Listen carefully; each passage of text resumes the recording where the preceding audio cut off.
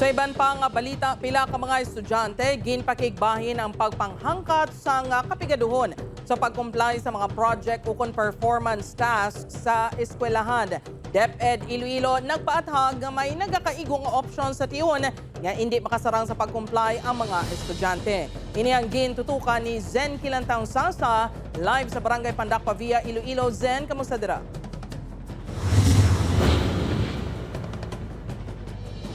Jerkin pahayag sang DepEd nga wala sang dapat kabalakan ng mga estudyante kung hindi makasarang sang requirements sa eskwelahan bangod may alternatibo man nga ginahatag ang mga maestra para mapasaran ang subject.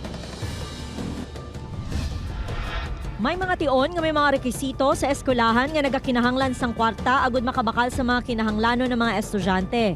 Gani ang junior high school classmates nga sanday nina kag ninya agud makakuha sang mataas nga grado sa performance task sa ila subject nga technology and livelihood education ginatinguhaan gid nga makakomply kag makapangita sang paagi ang ila ginikanan. Sunod sa ila apisar nga mabudlay nagapursige sila nga matapos ang mga ulubrahon agud makapasar sa subject.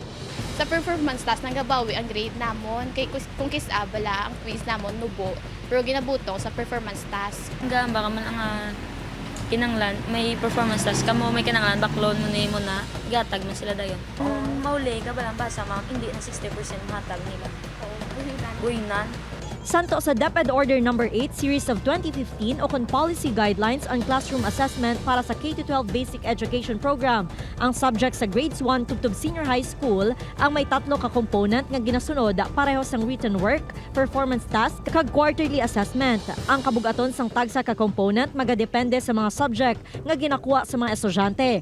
Halimbawa sa mga subject nga mas kinahanglan sang application sang theories, mataas ang ginahatag nga porsyento sa performance task pareho sa MAPE kag TLE nga 60%. Ginpahayag sang DepEd nga kung hindi masarangan sang estudyante ang requirement, may mga alternatibo man nga pwede himuon.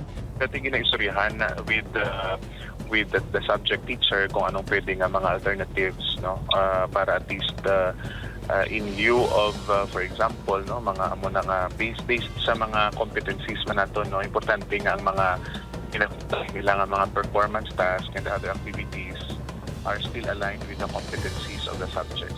So depende na sa nangin nangin agreement, no, sa mga kabataan with the subject teacher. Dugang pa sang DepEd sara nga makakuha ang isa ka learner sang grado nga 60%. Sa mga ginabudlayan nga kabataan, pwede naman makabulig ang manunudlo. Pag-compute sa initial grade, gina-transmute pa ina siya. And based on the transmutation table, the lowest grade that can be given to a learner is 60. No, kung ang initial grade sang bata, halin sa tatlong ka mga components is between 0 to 3.99. No? So, pwede siya. No? Pwede siyang muna ang pinakanubo. That is why also, no, nga importante man nga line of communication between the learner kag the teacher. Also, ang parents open. Sang damnag lang, isa ka estudyante ang nagtaliwan sa Maasin Iloilo, kag inyang ginaangot sa manubo nga grade nga nabaton sini.